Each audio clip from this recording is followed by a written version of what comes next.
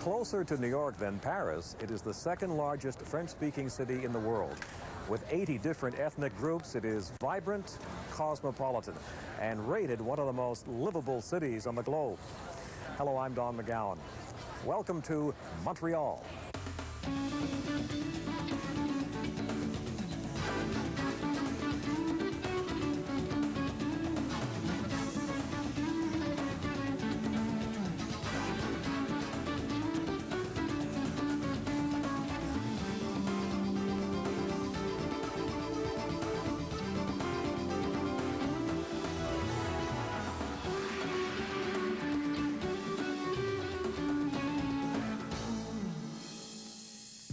With 3.4 million people, Montreal is the second largest metropolitan area in Canada. Parks cover more than 10% of Montreal Island. The city is home to 47% of Quebec's population. A blend of old and new, Montreal moves at its own pace, more easygoing than anything else. Montreal remains a city of distinct neighborhoods. Outremont, here on the north slope of Mount Royal, is a middle to upper class francophone community of cafes, and lovely parks, and grand homes. There is a slight hint of a Parisian district here, with a different accent. Pratt Park is one of 6 green areas in Outremont, one of Montreal's more desirable neighborhoods. Centuries ago, apple orchards and farms here served Montreal as a vast market garden.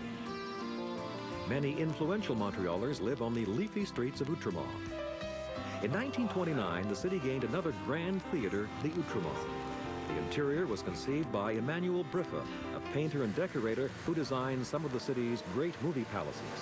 The Outremont Theater has been restored to its original grandeur and today serves as another important concert stage in Montreal.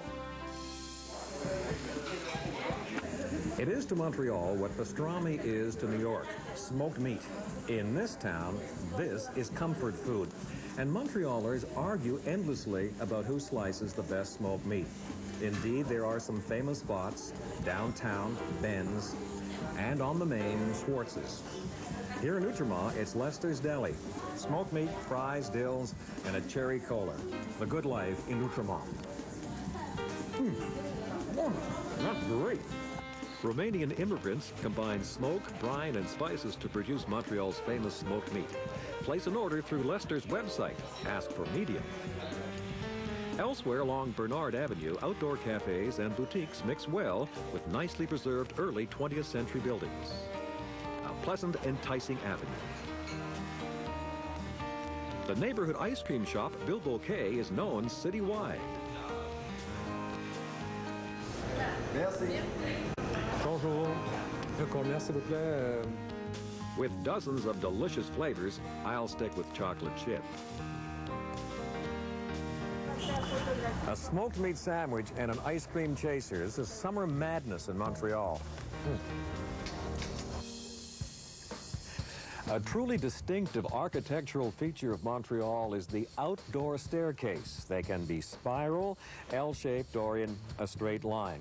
In a city that can have a long, brutal winter with over 200 centimeters of snow, these outdoor staircases don't make sense. Pity the mail carrier. Outer staircases date back to a period when wealthy Montrealers built their homes back from the street with exterior staircases. The trend was adopted by the middle class, and the design became a fad. The rich folks were not amused. There is one explanation for these open staircases that I like. Years ago, neighbors and the local priest wanted to know who was dating whom. Ah, bonjour, Madame Tremblay. Ça va? A bakery, Monsieur Pinchot, is a delightful discovery in the Plateau district. Pastries, fruit waffles, and tarts are made daily. Pick up Quebec maple syrup. And bread, of course. Ah, my baguette. Merci, Monsieur Pinchot. Dog lovers love this place because you can buy dog biscuits. Hey, Nikki! Nikki! Hey, Pitou. Bonjour.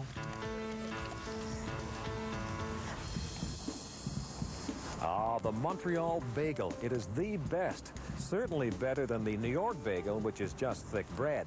The Montreal bagel is small, it is sweet, made with eggs and no salt. They roll great bagels at the St. Viator Bagel Shop 24 hours a day.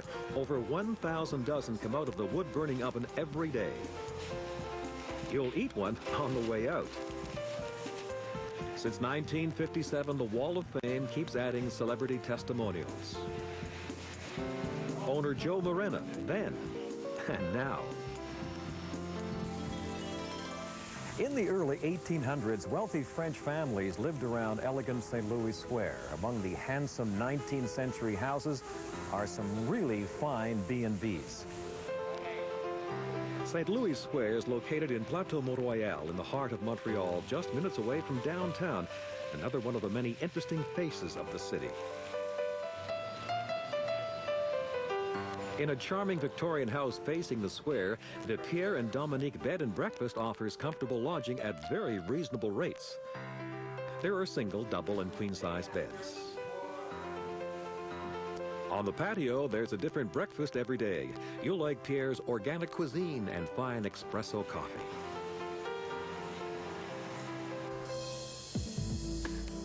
Saint Laurent Boulevard, St. Lawrence, known to Montrealers as the Main, the symbolic dividing line between the English and immigrants on the west and Francophone communities on the east.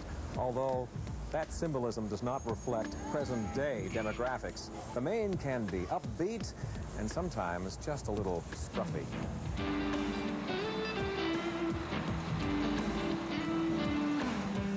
This is the street where at one time the tenderloin wasn't necessarily on the plate.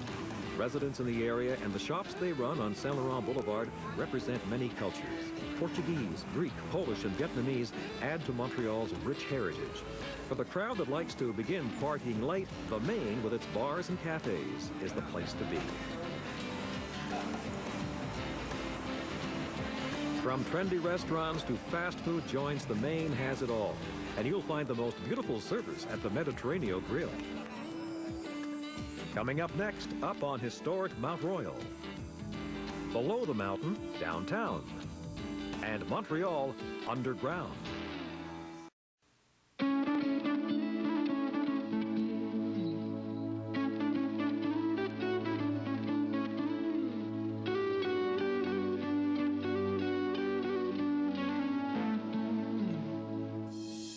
It is the town's most famous landmark, Mount Royal.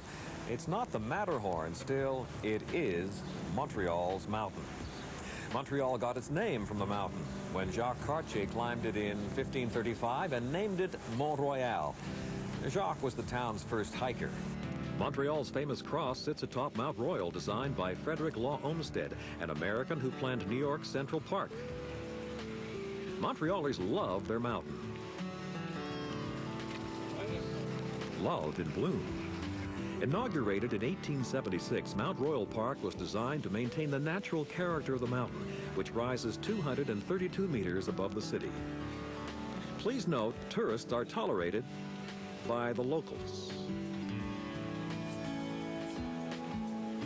From the chalet and its scenic lookout, there are classic views of the St. Lawrence River and the city below.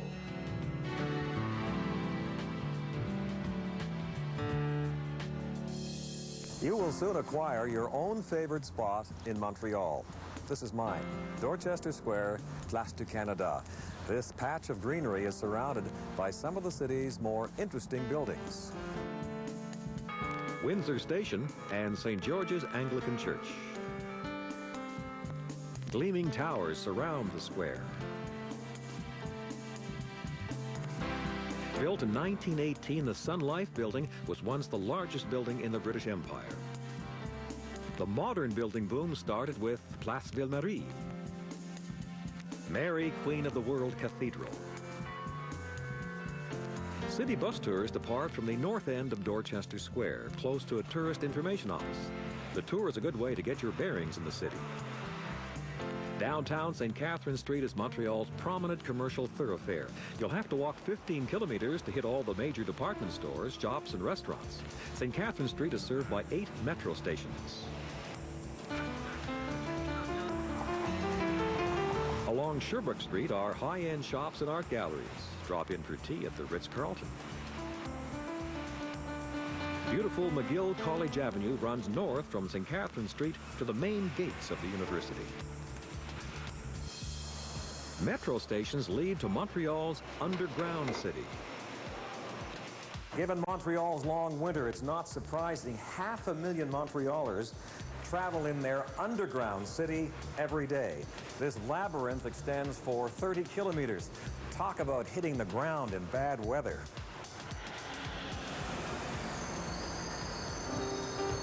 Trains arrive every 9 minutes on weekends, every 5 minutes Monday through Friday. We're traveling on a Saturday.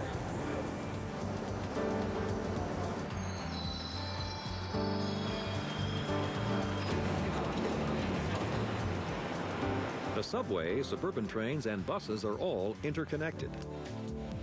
Corridors from the metro lead to a labyrinth of 2,000 department stores, boutiques, restaurants, and theaters.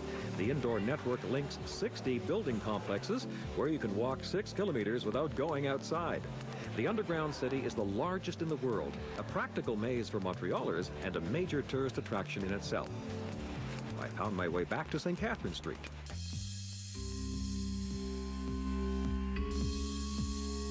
The Molson Centre is home to the Montreal Canadiens hockey team. It is summer in town, and the boys are swinging golf clubs.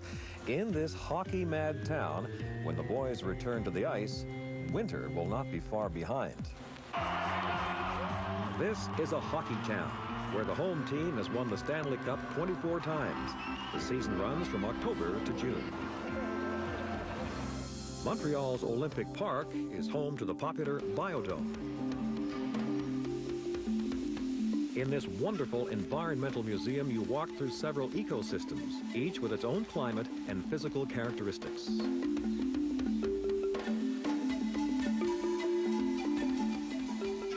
The penguins seem to be the stars of the show.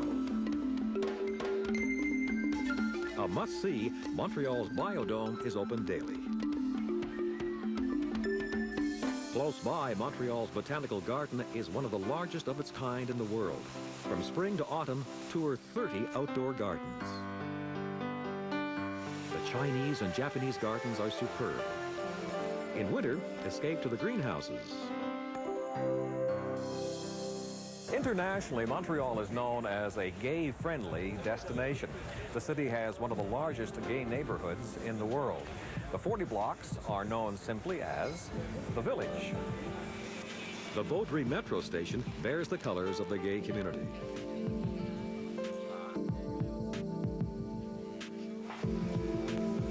With its cafes, bistros, antique shops, and family restaurants, the Village is a lively district day and night. The Village is not exclusively gay. Straights live and operate businesses here.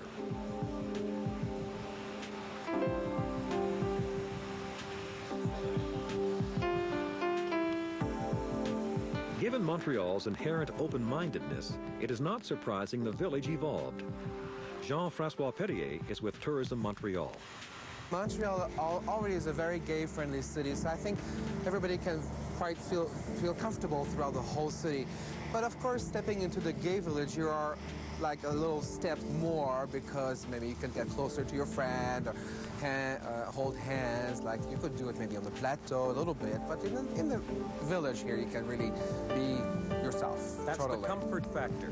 That's the comfort factor. Yeah. You can say that. Coming up next, biking in the Old Port. The birth of a city. And Montreal's Great Basilica.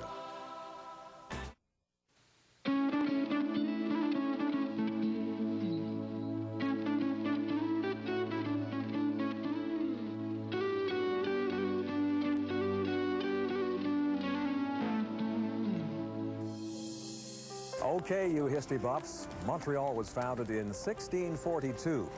The French settlement became the fur trading capital of North America. Montreal's historic city center is exceptional. As you wander along the narrow streets close to the Old Port, you are walking through 350 years of New World history. The handsome City Hall dates to the 1870s.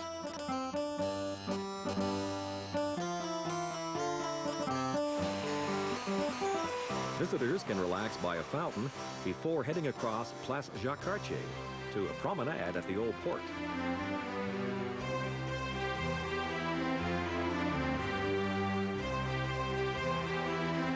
Have lunch at an open-air cafe. In the 19th century, St. Paul Street was the city's main street.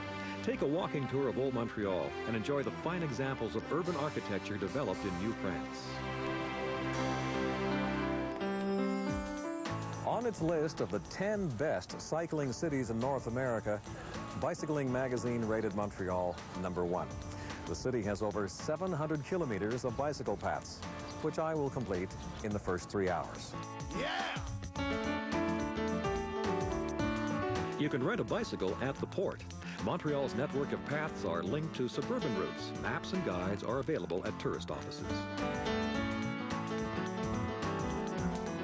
I'm riding west of Old Montreal, heading for the historic Lachine Canal.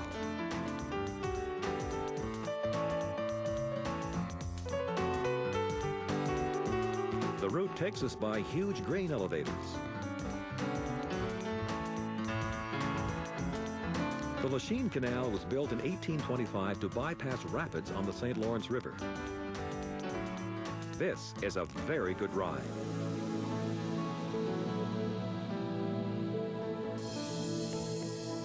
Montreal's Musée Culture is a fascinating, unique exhibition combining the talents of designers, architectural landscapers, welders, and horticulturalists. Spectacular floral sculptures are featured in this event called the Magician's Garden, with work by horticulturalists from across Canada.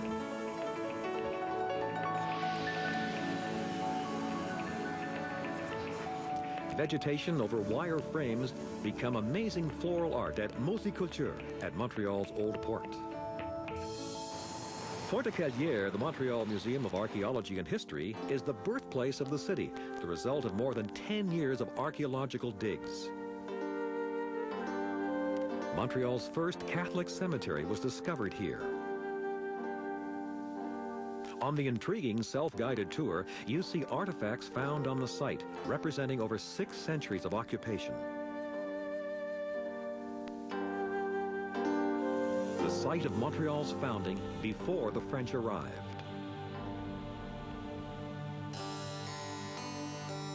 You walk over models of the old city to meet an interesting pioneer.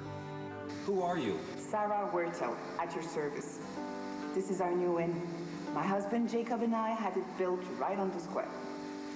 Do you need a room for tonight? 100 years ago, the skyline of Montreal was dominated by spires. On a visit here, Mark Twain said, "It is impossible to throw a rock in Montreal without hitting a church window."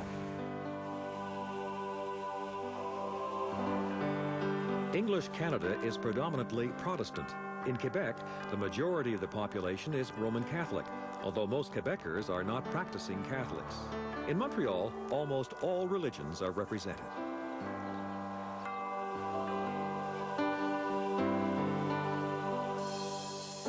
Place d'Armes is the heart of Old Montreal. It represents all the periods in the city's history.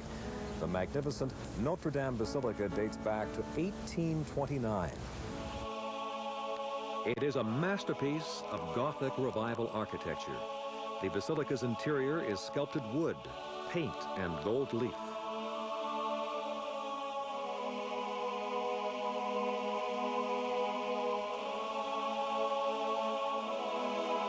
Notre Dame Basilica is open year-round with guided tours in English and French.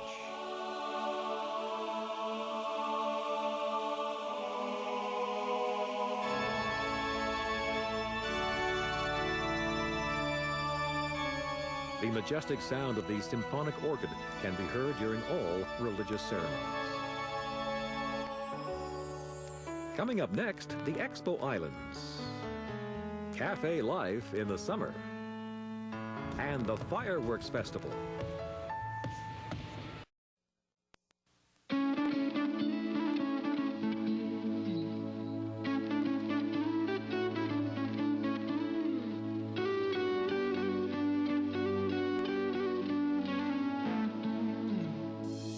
In 1967, Canadians had World's Fair fever as Montreal hosted Expo 67.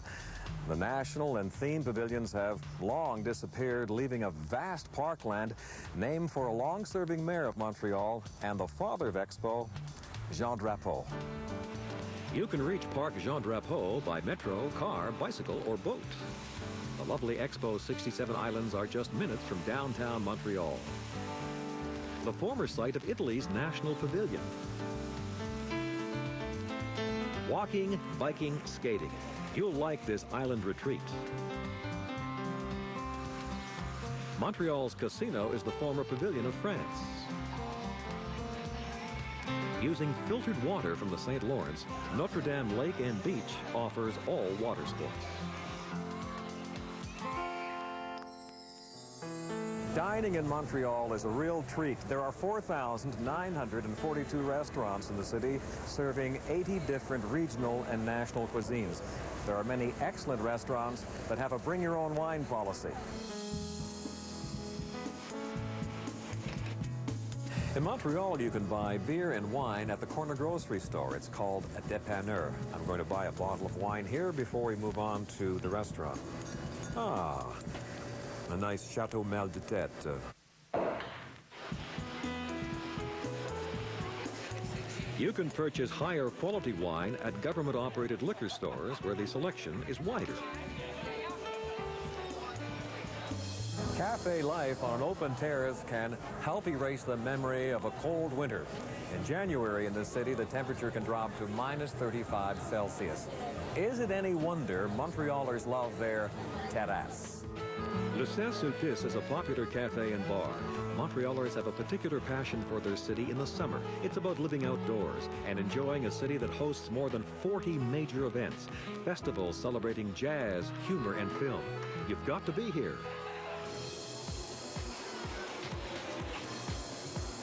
Quebec's largest amusement park, La Ronde, was part of Expo 67. It's a good spot to watch another summer festival, the International Fireworks Competition. From mid-June to the end of July, the International Fireworks Competition lights up Montreal's sky. The world's leading experts in pyrotechnics put on spectacular shows, and the neighbors never complain.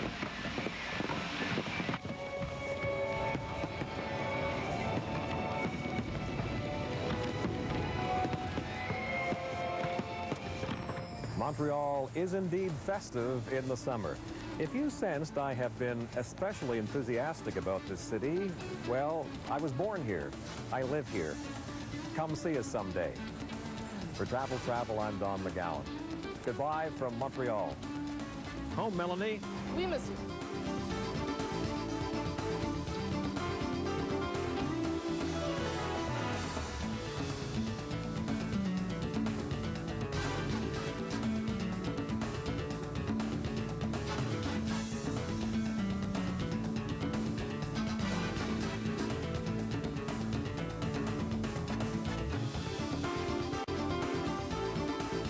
Don McGowan's wardrobe provided by Henry Marks, located on Drummond Street in Montreal.